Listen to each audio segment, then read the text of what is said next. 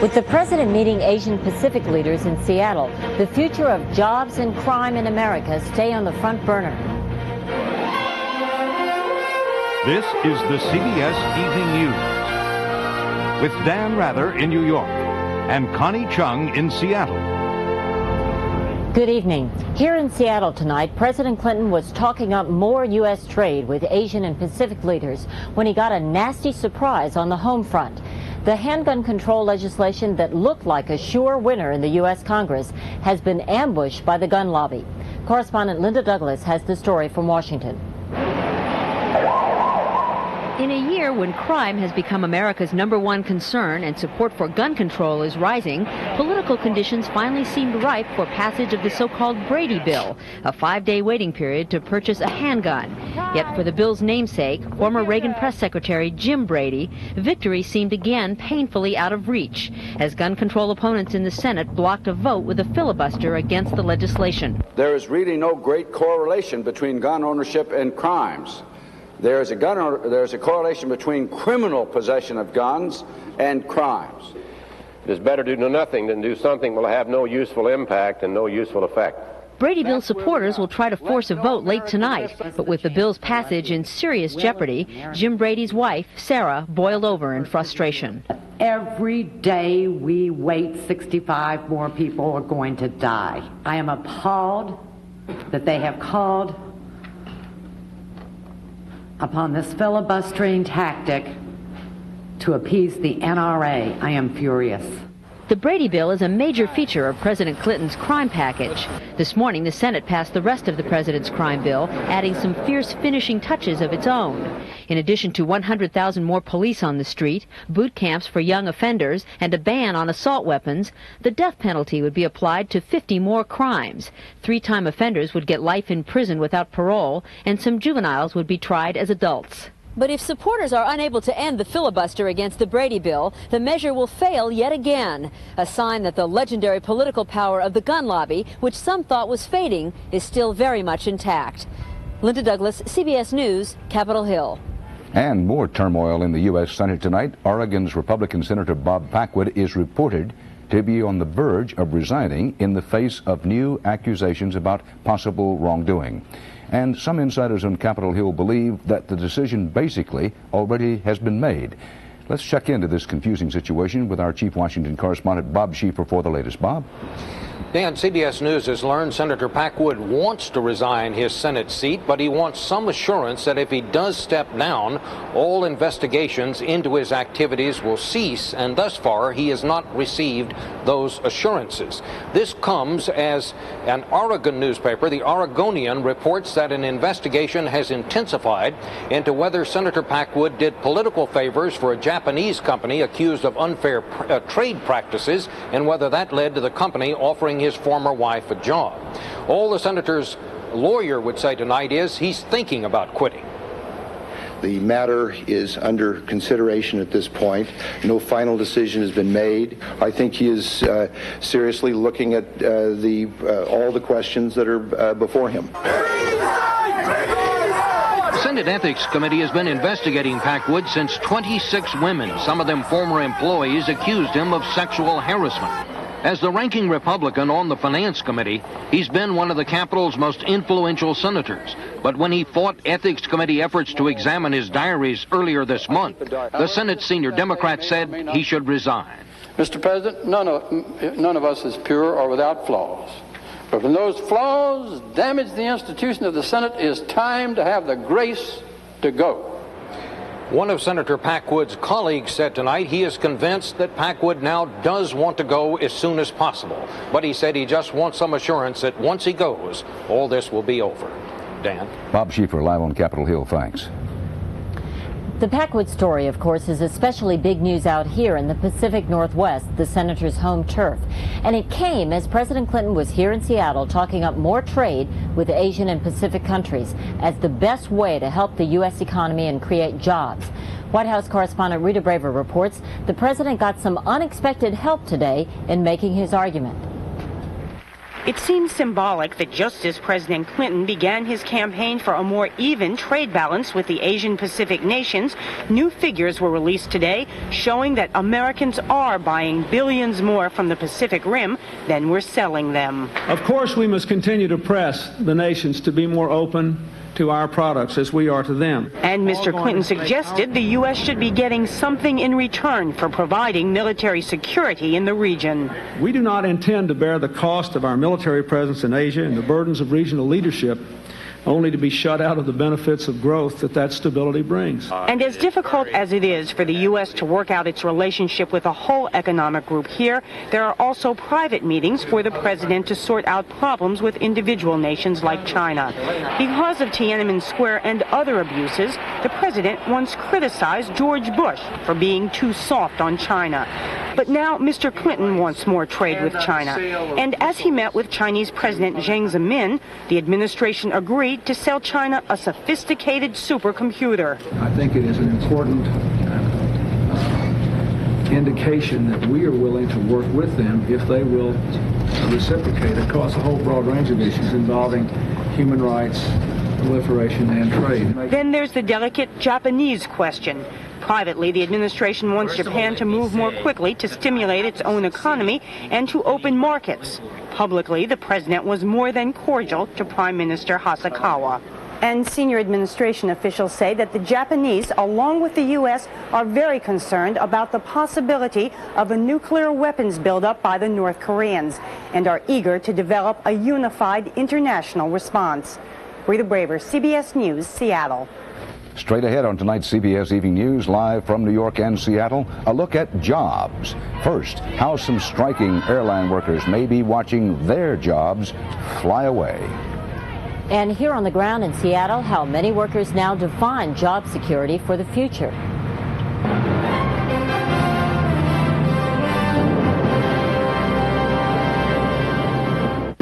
Someone very special is on that train. That's why you're driving a Buick LeSabre. You love its powerful V6 engine, anti-lock brakes, and steel safety cage body unit. But you bought LeSabre for the dual airbags, one for you and one for that very special person who sits next to you. LeSabre from Buick, the new symbol for quality in America. I was afraid to go to the doctor. I didn't want to hear that I might have an ulcer, but I just couldn't ignore my stomach. And you can imagine how relieved I was when my doctor said Mylanta. He told me it wasn't an ulcer, it was indigestion.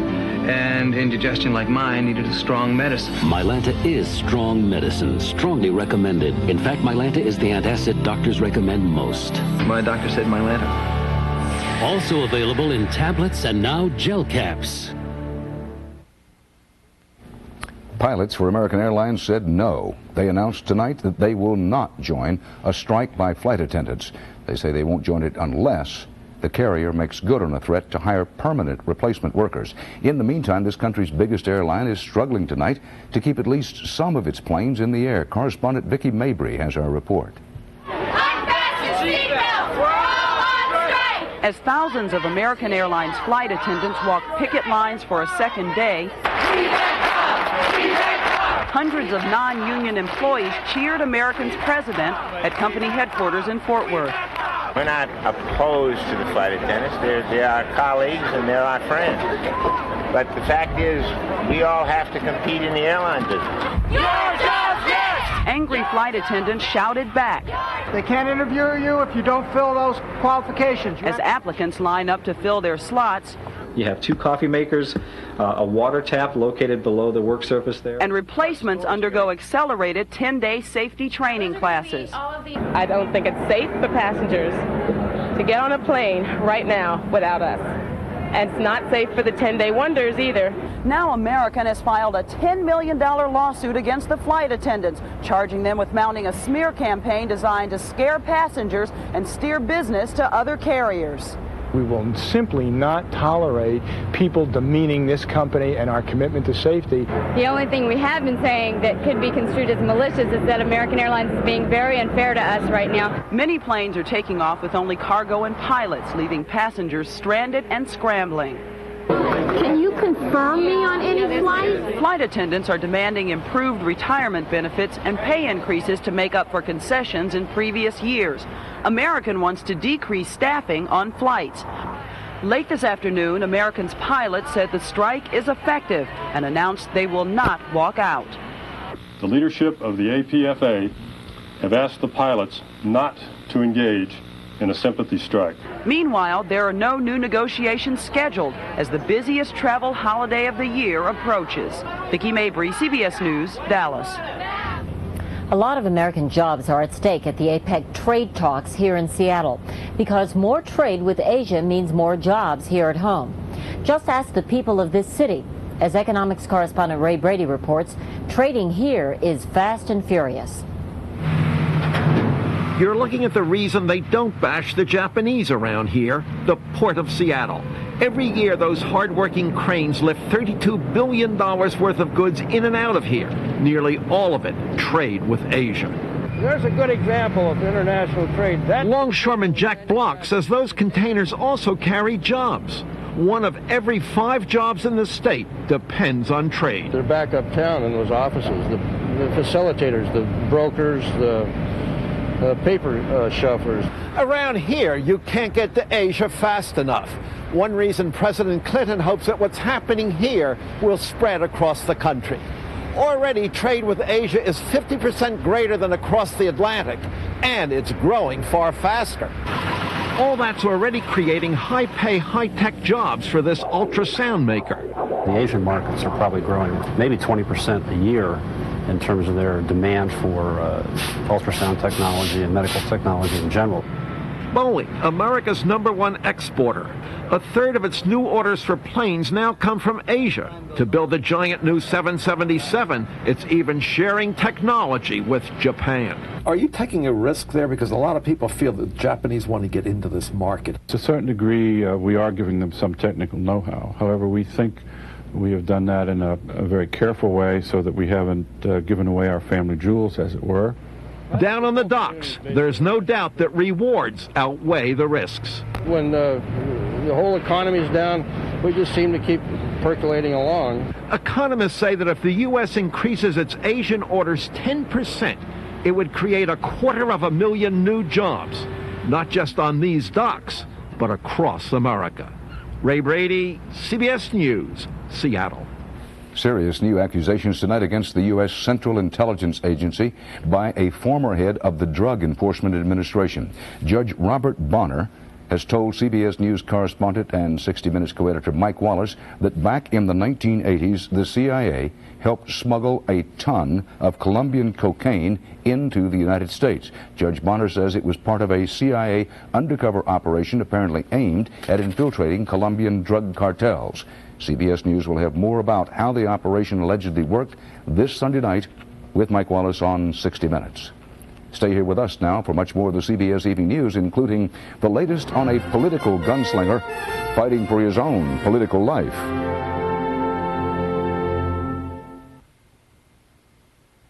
Presto has a great idea. Shoot some slices, shoot some shreds, shoot some salad, salad shooter. Now Presto has a great big idea. Professional salad shooter slicer shredder. Big capacity, holds a lot, shoots a lot. Powerful, fast, a variety of cutting blades so you can point and slice thick, slice thin, shred right into the bowl, even ripple cut. Chop, grate right where you want. Clean up easy, dishwasher safe, store anywhere. Salad shooter. Original, cordless, now professional salad shooter. As a kid, I didn't care about eating right. Now I'm an adult. I care. So I switched to Total. It's better for adults who want a whole day's worth of all these vitamins in just 100 calories. Total. More than good nutrition. It's adult nutrition. So what would you say if I told you to see your Oldsmobile retailer right now? You'd ask for directions. You'd say you just bought a new Oldsmobile a few minutes ago. You'd say, wow, an 88 special edition with air, cruise, tilt, anti-lock brakes, and dual airbags for $19,995. Gee, so I was right the first time. It's your money.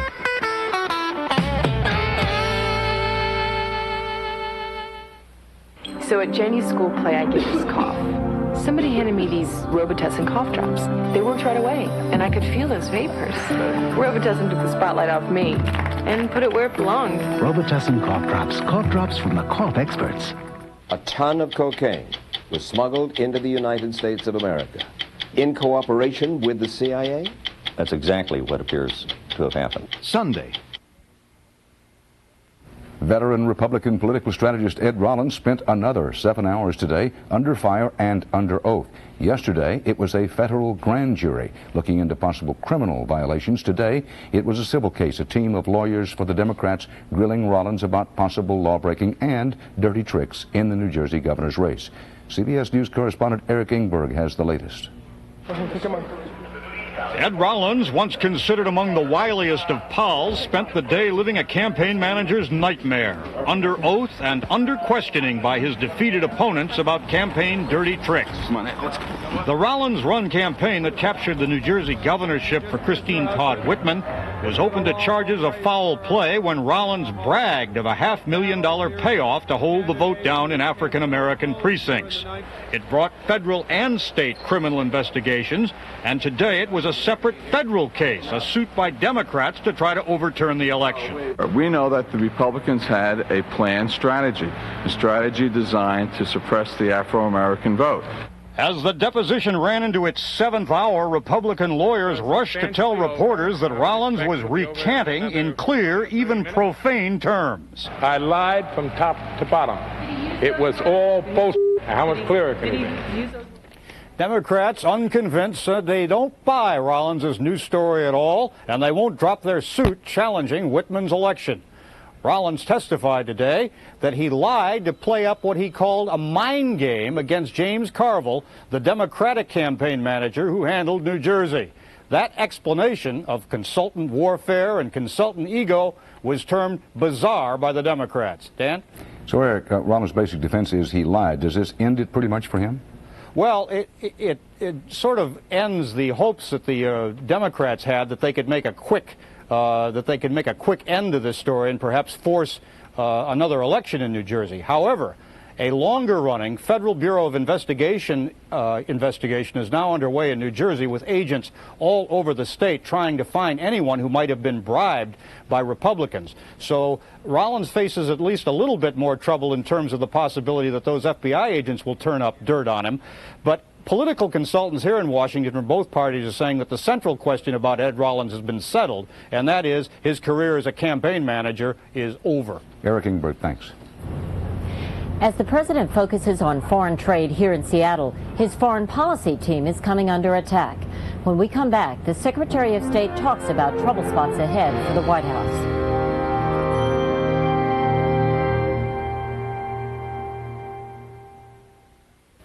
When it comes to investing, we like to go for it. Our money takes advantage of the market like the big boys do. We're the big boys.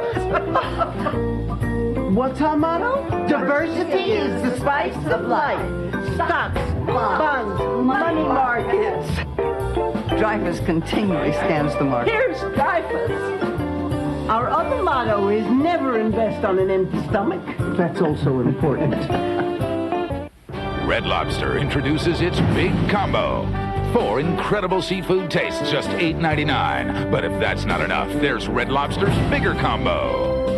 5 kinds of delicious seafood. And if you're really hungry, make room for Red Lobster's Biggest Combo. Just try to devour 6 different kinds of tempting seafood. Red Lobster's bigger, biggest combos, starting at $8.99. Try one if you dare. How do you give low-saturated fat oils like canola a different taste? Add corn oil. Only Mazola Right Blend blends the leading corn oil with canola, with 1 gram of saturated fat per serving. Blend good taste into your healthy cooking with Mazola Right Blend. Enterprise Rent-A-Car. Look to us for special delivery. Call us. We'll arrange to pick you up at your home, office, or repair shop. That's special delivery. That's Enterprise. Greg Norman and the field of the PGA's best go for the kill at the Franklin Funds Shark Shootout this weekend on CBS. There were scattered clashes between troops and protesters in Nigeria today as a new military dictator followed up his order to turn Africa's most populous country into a police state. Military commanders began moving into government offices, and the state radio said the army would not tolerate what was called nonsense. The ruling general promised talks on a new constitution, but gave no date or details. In Bosnia, the Balkans, an early winter is multiplying the miseries of war for millions of people left with no fuel, little food, and under assault. In Sarajevo, people are foraging for scraps of wood to burn. Most of Sarajevo's trees were cut down for fuel last winter. The Muslim-led government of Bosnia now counts 141,000 people dead or missing in 19 months of war. The war in Bosnia is just one of the foreign policy headaches that have bedeviled the Clinton administration. The president's team has been criticized as ineffective, and one top State Department official has been forced to resign. Here in Seattle today, I talked with Secretary of State Warren Christopher about what's right and what's wrong with U.S. foreign policy. We can't afford to careen from crisis to crisis. We must have a new diplomacy that can anticipate and prevent crises. That was Warren Christopher at his confirmation hearings. But just 10 months later, he admits he's fallen short of that goal in Somalia, Haiti, Bosnia. Have you been able to manage those crisis areas and allow the president to deal with domestic issues? Do you feel you have? No, I think we need to do it better. I think we have to keep concentration on what are the major crises. The biggest stumbling block for the Clinton administration has been deciding when and how to commit U.S. troops. We need to remember that the American people be very loath to support American troops abroad unless we have a very good reason, unless there is a vital interest that's threatened. That doesn't apply then. That doesn't quite work with Somalia policy, Bosnia policy, and Haiti policy, does it? Each time I think we must measure whether or not our interests are sufficiently involved to justify the use of American troops abroad, and we'll ask a lot of hard questions about that. Americans are asking hard questions too. Why is the U.S. meeting with Asian leaders here in Seattle when there are so many pressing domestic issues here at home? I want them to know that the president is here trying to carry out their interests, to increase global trade because that will improve our economy. And China, with its huge market, is a key player. The Clinton administration is threatening to slow down trade with China unless it improves its policy on human rights. How hard are you going to press human rights?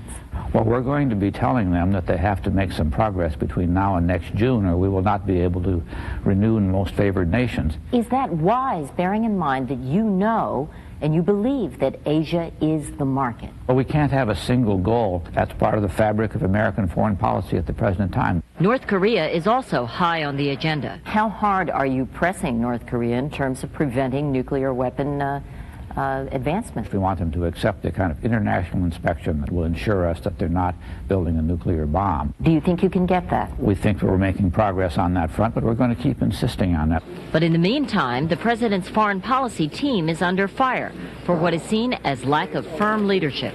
Is there going to be a shakeup among President Clinton's foreign policy advisors? I mean, your name has even come up. Well, I think you'll have to ask the president about that.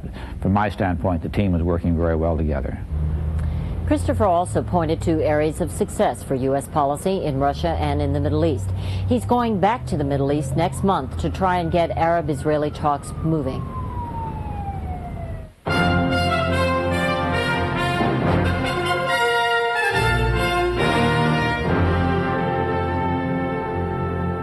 When I was a kid, Mom was always after me to eat right. And that's what mothers do. Now I'm looking out for her with Ensure. More than a vitamin supplement, Ensure is a delicious drink with all the nutrients adults need to help stay healthy, active, be energetic. Drink Ensure as a meal. Or in between. You know, dear, Ensure is even recommended #1 by doctors as a source of complete, balanced nutrition. Ensure. To your health, Mom. Our health, dear. Moms have to get up early to make their rounds. How's my patient? They know the way to doctor their family's coughs is with Robitussin. Because more doctors and pharmacists recommend Robitussin than any other cough medicine. Spoon! Not you, too! Spoon! I think he's coming down with a math test. Robitussin, recommended by more doctors, pharmacists, and Dr. Mom. And also try Robitussin cough drops. Cough drops from the cough experts. The idea for our new Dow plant was simple. If we don't cause water pollution, there'll be no need to clean up water pollution. So Dow employed advanced technology that completely recycles the water we use within the plant instead of sending it back to the river. No one made us do it. We just did it. Is this kind of pollution prevention important for our future? I've got a couple of reasons that say yes, it is. Dow lets you do great things. Ford announces the news truck buyers have been waiting for. The best lease ever on Ford F-Series pickups. Now you can lease America's #1 pickup, Ford F-Series, for $229 per month for 24 months, but only for a limited time. These trucks are loaded with features including driver's side airbag, V8 engine, automatic transmission, air conditioning, and the XLT package. Get the best of terms on the best-selling trucks in America. Drive home this loaded F-Series XLT for $229 per month. See your Ford dealer now.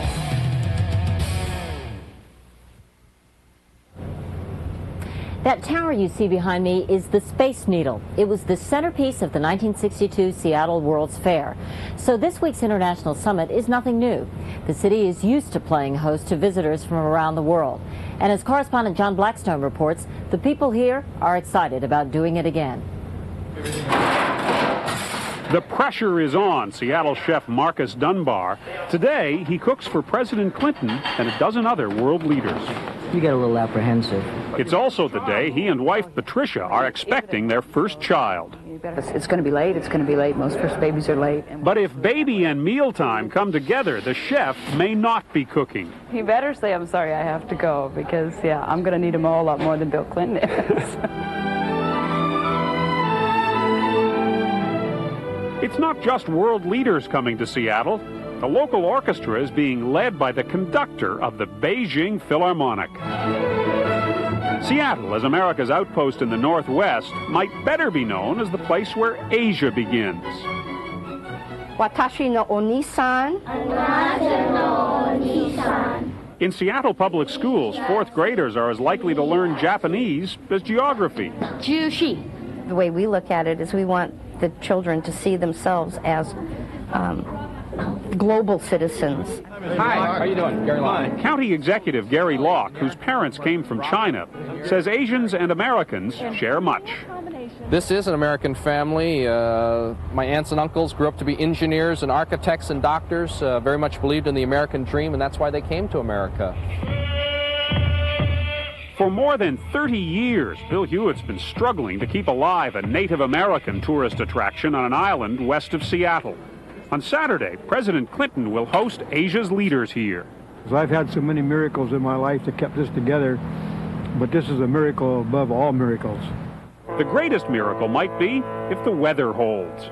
This may be Seattle's week in the sun, but around here, of course, that's just an expression. John Blackstone, CBS News, Seattle. Oh, it doesn't really rain all the time in Seattle. That's part of our world tonight. Coming up tonight, the latest CBS News independent investigation about who killed JFK. We will show you the new evidence that we have in a special CBS Reports, Who Killed JFK? That's tonight at 8 Central Time. We hope you'll watch, and I'll see you then. Dan, at least it didn't rain here today. Dan and I will see you again tomorrow right here on the CBS Evening News. Good night, Con. Good night, Dan. And everybody have a good weekend.